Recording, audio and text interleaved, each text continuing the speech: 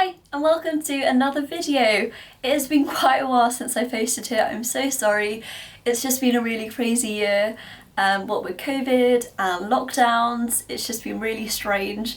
But what it has meant is I've got a little bit more time on my hands and I was like, oh, remember YouTube? I used to do that.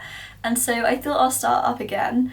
For those who don't know, I'm Manisha, I'm a second year medical student at the University of Bristol, and I thought I'll start off talking about how I got to medicine, because some of you might know it wasn't the most conventional route. It took a couple of years, and there's lots of videos of me kind of at different points in that journey, but there's never me just sitting down and talking about the whole thing. And so I thought I'll do that today. Hopefully it's kind of interesting, maybe quite reassuring to some of you. But yeah, so medicine. Well, so I was in sixth form. I think I probably decided I wanted to do medicine in year 11, maybe, definitely year 12 I knew. But I say I knew, but I'm not sure I really knew. I was like, yeah, medicine, yeah, that sounds good. And so I was at sixth form, I did maths, biology and chemistry. I had my predicted 3 A's at the end of year 12. I was in lots of different leadership positions at school. I was vice captain of girls, I was doing lots and lots of different things. And then year 13 came around, I did my UK CAT or my UCAT, and I got 790, which is a pretty good score. And so I was in a really great position. I remember thinking like, this medicine thing's great. And I applied to, if I remember, Newcastle, Manchester, Southampton, Bristol, all of those for medicine, and then biology at York. And so I got interviews from Manchester, Southampton, Newcastle, and then an offer for biology. And then out of the 3 for medicine, I ended up getting 3 interviews and then 3 offers. So really great position. And yeah, I ended up firming Southampton and the offer was 3 A's. And I remember really thinking, this was kind of not easy, but that was fine, that was great. And then it came to the exams, and if I'm being perfectly honest with myself, I don't think I've ever been particularly book smart. And especially when I think back to sixth form, I was so busy.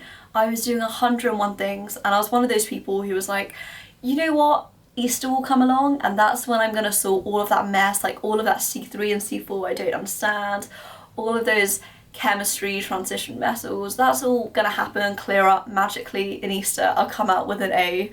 And basically it didn't happen. It got to results day, classic thing, I refreshed my UCAS and it said, congratulations, you're going to your backup, which was York. And it's a very tough moment. If any of you have been in it or know someone who's in it, it's really, really horrible. I went to a school I went to a grammar school, it's pretty academic. Lots of my friendship group, lots of my friends were doing medicine and got into medicine, and I felt pretty crap, to be honest. I had to go to school, get my grades, realise I got 3 B's, and clearing was horrible. I did that thing, and I know lots of people do it now, and this is my advice. If you don't get 3 A's on for results day, it really isn't worth going through clearing. I was there with my 3 B's, somehow hoping that a medical school would be like, oh yeah, sure, come along. It was so painful. And I just remember, I just didn't know what to do. I really hadn't thought about having a backup plan. I was like, somehow over summer it will all work out and I'll get into medicine, I'll go to university. And it didn't. And it was really tough, to be honest, especially the first few months. My friends were off at university, new places, in freshers, and I was still at home. Pretty much there's nobody else in my town, basically, that I was friends with left. And it really was just picking myself up. I ended up doing some tutoring, I did some work, I worked for quite a few months. And basically I decided I would resit my exams and reapply for medicine. When it comes to resitting, I'm not entirely sure how it is now, but back then, you could only really apply to maybe 5 or 6 universities. So generally when you're applying to medicine, there's about 30, probably more than that, universities out there. But when you're resitting exams, that becomes a lot more narrow and quite tight. And I always say this, applying for medicine isn't applying like other courses. It's not a thing of oh, I like this course, or I like this city better, and you can be like really picky. Whereas with medicine, it's really like looking at the entry requirements for each university and saying, are they gonna like me? Do I have the UCAT score that they need? Do I have the predicted grades that they need? Do I have the GCSEs that they need? You can't afford to be picky. And so when you're hit with 5, it's really tight. And so now I'm trying to remember the universities I applied for in my gap year. I know that Exeter was there. I think, was Hull there? Oh, I don't remember now. It was definitely Bristol, Exeter, King's, and one more that I can't remember. But basically, long story short, the only interview I got that year was King's. And I'll be honest, I remember going to that interview and coming out and thinking I just totally bombed it. I was like, that was terrible. There was no way I'm getting in. I just thought I wasn't coming across clearly. If any of you have done medical school interviews, you'll know the tension can really get to you. The pressure gets to you and you're sitting there mumbling and waffling. That's the worst. When you're answering a question and you can see yourself doing like spirals and little loops and going off on a tangent and not answering the question is the worst. So I came out of that interview thinking I've totally failed. I don't know what I'm going to do. But somehow, by some miracle, I got an offer, which was amazing. Only thing was, the offer was for A-star AA, and I was going from 3Bs. So, you know, I was sort of like, well, this is what I gotta do. And so January came, and from Jan to about April, I just did revision. I didn't really work much. I revised on my own, so I didn't go back to school, just because I and the teachers, we both were like, I'm not too far from the grades, and I just don't think I want to go back to school right now. So I saw a tutor for each of my subjects once a week. Otherwise, it was me sitting in my dining room with YouTube and textbooks and just going through past papers. It was not the most fun experience, but I had some really good friends who were also resitting that I like met online, and it was kind of okay. So there I was with like King's, A-star AA, and I knew it would be ambitious because I was going from 3Bs, and an A-star at A-level is like crazy. But I kind of just fingers crossed and hope for the best. And then results day came along, and I woke up, I refreshed my UCAS, and it said, congratulations, you're going to your backup. And if I thought the last results day was bad, that one was like terrible, horrendous. It was so excruciating, especially because in that moment I remember thinking, did I do worse than 3Bs? What did I, like, I must have done terribly. And I remember the Uber with my sister on the way to school, and I was sobbing. I was just distraught. I really didn't know what to do. And then I got my results. Turns out I'd got 3 A's. And it was such a conflicting situation, because part of me is like so happy that I got 3 A's. Oh my god, that's amazing. Those are great grades. It's what I've always wanted. But also, King's just rejected me, and that really sucks.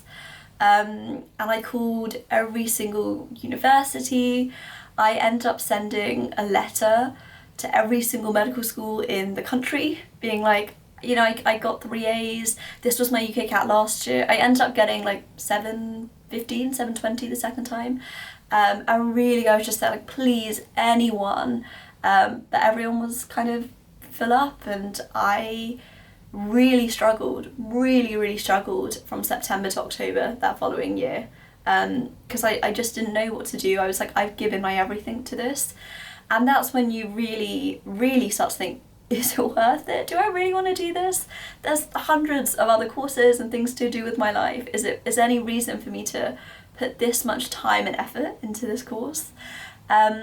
And my family, you know, my parents were like, do you want to go abroad? Do you want to try doing like a, you know, undergraduate and then do postgrad med? And I just could not see myself being happy in either of those situations. And I was like, no, you know what, I'm gonna take another year. And that took a lot of convincing for my parents. I remember, I think I made like a PowerPoint and was like, Mum, but look, I've done my research and I've got my 3 A's now, so technically it should be easier. And these are the universities I can apply to, and I just, give me one more shot. And you know, somehow they agreed to. And I have to say, the second year was so much easier in terms of applying, because once you have those grades, it's a bit of peace of mind. In terms of where I applied on my second gap year, I applied to Bristol, Southampton, Sheffield, and I think Hull York. And yeah, out of those I got an interview at Sheffield, Southampton and Bristol, and then I ended up getting interviews from Bristol and Southampton, and obviously because I had already got my grades, it was an unconditional offer, which was amazing. And yeah, and then I ended up choosing Bristol because it's the one that I just always wanted to go to from the start. To be fair, it was the only one that I had actually visited properly on an open day, and I just always liked it. And I'm here in second year.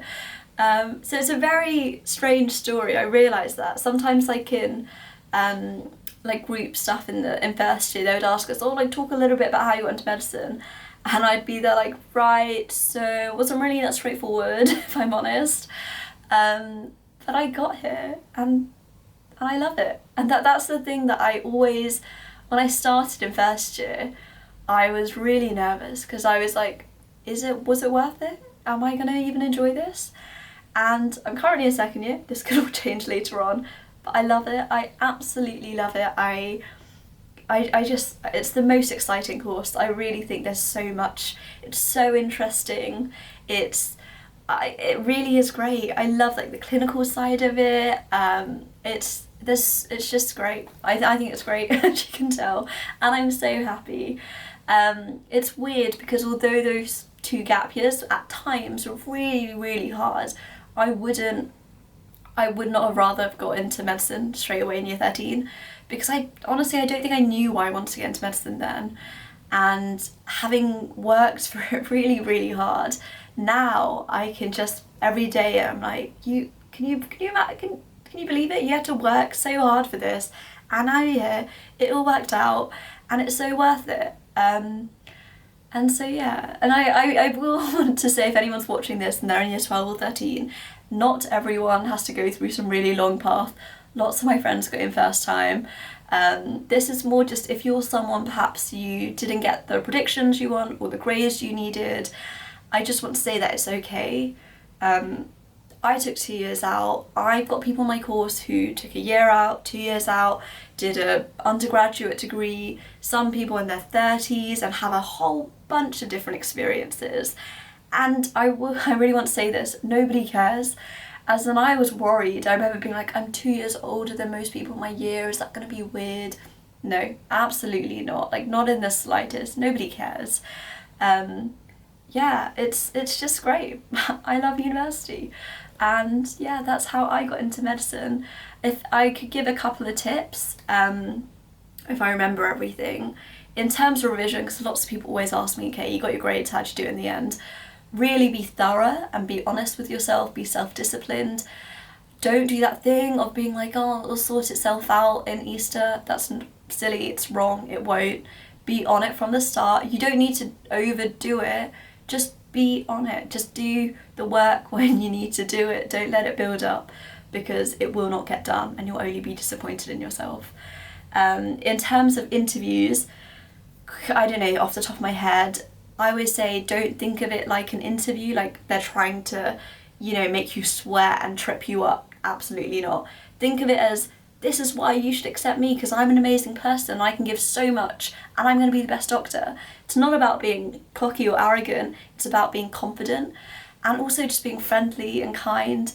They're not expecting, this took me a while to understand, they're not expecting someone who knows everything and is already the perfect doctor.